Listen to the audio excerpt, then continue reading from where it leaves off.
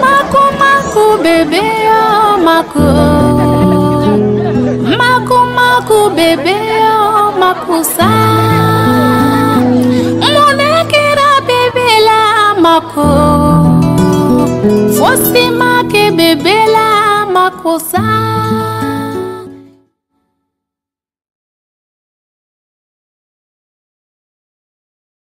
El hambre sigue afectando a 854 millones de personas, de los cuales 20 millones están en peligro de muerte, y eso es una cifra anual. Eso convierte la lucha contra el hambre en un tema fundamental porque es la principal lacra de la humanidad.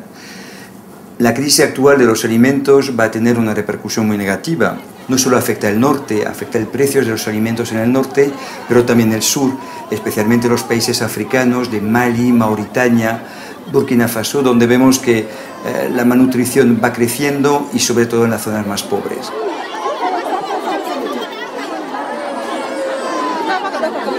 To, ki faɗa mun maharin da yasa kika zo nan wurin dan mi aka kawo yaro nan wurin. Dalili, uwar shi biki ake ma diyarta. Biki ake ma diyarta, ba a ma mutum biki ba yana. Shi yasa na zo na tsare kamin ta yi biki. Pour moi, la malnutrition dans le domaine de la pédiatrie, c'est une maladie comme toutes les autres maladies. Je le classe paludisme, tuberculose, comme toute maladie possible qu'on peut avoir. Pour moi, aujourd'hui, la malnutrition, c'est une maladie comme toutes les autres maladies. Alors seulement, il faut le classer dans les maladies vraiment de type donc carentiel. Les enfants qui souffrent de la malnutrition, ils ont un certain nombre de signes clés. Il y a d'abord l'anorexie qui est là. Un enfant malnutri n'arrive pas à manger. Il y a la diarrhée le plus souvent. Il y a les vomissements. Il y a la déshydratation qui est aussi vraiment un problème, une complication de la malnutrition. Donc, toutes ces complications ont un certain nombre de protocoles à suivre dans la prise en charge.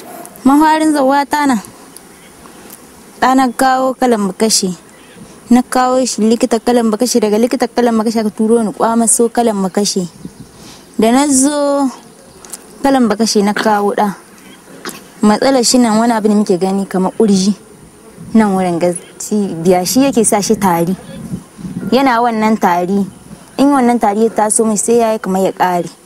C'est donc de relancer le métabolisme basal chez cet enfant et de corriger toutes les carences en micronutriments qui font défaut chez cet enfant. Et le type de lait que nous utilisons s'appelle le lait F75 ou Formula 75. Ce type donc de lait, c'est donc un lait qui permet de relancer justement ce métabolisme, de corriger ses carences nutritionnelles, mais qui n'est pas destiné à l'enfant à prendre du poids. Y cuando el niño empieza a recobrar el apetito, entonces se plantea a la madre el poder ser tratado a nivel ambulatorio. Entonces se le hace lo que llamamos el test del apetito y se les da un producto que se llama Plan Pinut, que se parece un poco a la nocilla, es un producto untuoso de color de chocolate. Entonces si el niño lo come bien, pues se considera que el test es positivo y entonces puede ser tratado a domicilio. ¿Y tú? Na yan suka zo abin da suke ba mu dai muna ba yara haka wani sauran su gari su madara su magani da sauransu su ba mu ba yara kuma mu tsaftace yara mu wanke abin mu wanke musu kaya mu wanke musu jikin su da kyau ba Aisha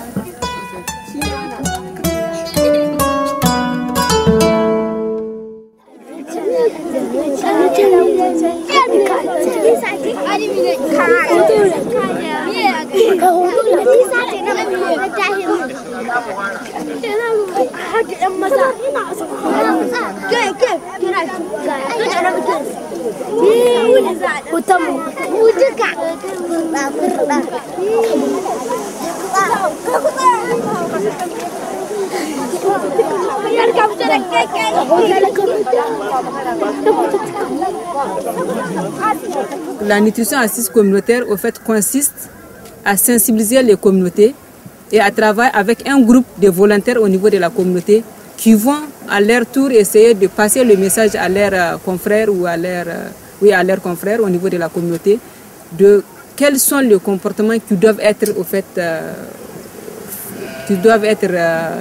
effectués ou faits pour que la malnutrition soit vraiment prévenue déjà avant d'être une question de prise en charge plus technique au niveau des centres de santé.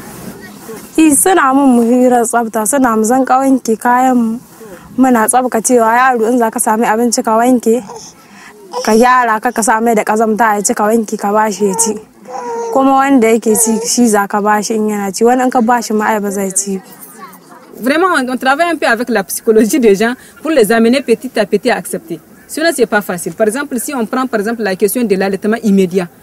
Actuellement, avec la sensibilisation des relais et aussi avec la multiplication des centres de santé au niveau des zones, l'allaitement immédiat est presque devenu une pratique qui est courante au niveau des femmes. Sinon, avant, quand une femme met au monde, l'enfant doit faire 3 jours sans téter sa maman. Parce qu'on suppose que le lait qu'elle a là, il contient des maladies, il faut évacuer ça et on prend 3 jours. Et l'enfant est nourri grâce au lait de chèvre. Mais maintenant, ils ont compris que dès que la maman accouche, il faut laver les seins et puis faire téter l'enfant. Ana ta gargadi yanzu duk ya fara shiga kunnuwan munan mutane na kauye. Ana ta yanzu nan ga kauye ma da an haihi yaro sai a wanke nono a sa shiga nan gaba. Donc après maintes réflexions, on a vu qu'en fait la malnutrition c'est aussi une question liée aux questions de comportement. Et pour amener les gens à changer de comportement, il faudrait vraiment les amener à comprendre eux-mêmes les attitudes et les pratiques qui sont néfastes et à les corriger. Las personas que transmiten esta educación, ¿no? Y las personas que identifican la desnutrición, que sean personas de la propia comunidad para que no sean vividos a nivel comunitario como unos extraños, ¿no? Y que sean aceptados. Il y a le suivi des relais au niveau des villages pour voir si réellement les relais font leur activité dans les villages.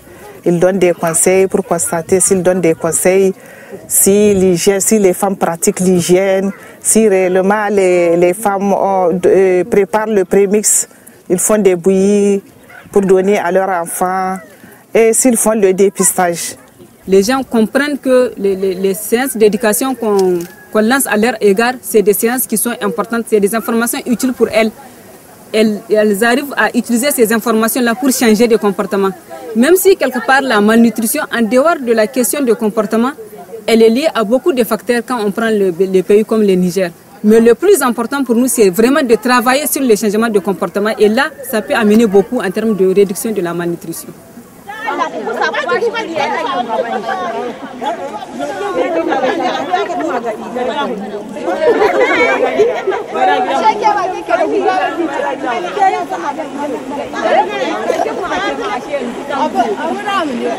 Le problème de nutrition, c'est un problème multidisciplinaire. Alors, pour que nous puissions arriver à éradiquer la malnutrition, nous avons trouvé bon et utile d'impliquer la communauté, que ce soit un problème de la communauté et que la communauté sache comment prévenir cette malnutrition.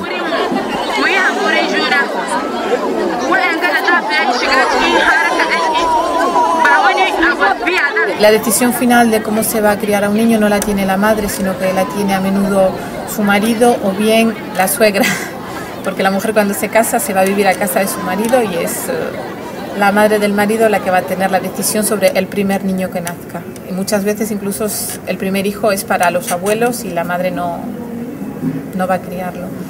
Entonces es importantísimo que tanto el marido como la suegra sean partícipes de los mensajes que nosotros damos, porque a veces las madres son conscientes que hay que hacer esto de esta forma o esta otra cosa. Pero cuando llegan a sus casas el marido le dice, no, tú haces así porque siempre se ha hecho así. O la abuela le dice, no, lo haces así porque lo digo yo.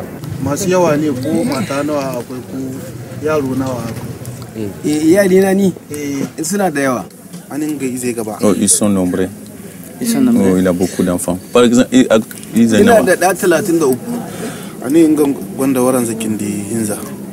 a, disons, 33 enfants. 33 enfants. Et combien de femmes? Et combien? 4 femmes. 4 femmes. Beaucoup de travail, hein? Pour la prévention de la malnutrition, ça doit être une prise en charge au niveau de la population elle-même. C'est la population elle-même qui doit être motivée, qui doit se motiver pour pouvoir s'auto-prendre en charge. Shekarun su nawa? Guda samu 14. Le 1 à 14 ans, to? 15. Le deuxième à 15 ans? 13. Le troisième à 13 ans? 10. Le quatrième à 10 ans? 4. Le cinquième à 4 ans? 5. Le cinquième, le sixième à 5 ans? 2. Et elle a un enfant de 2 ans. Donc ça fait 7.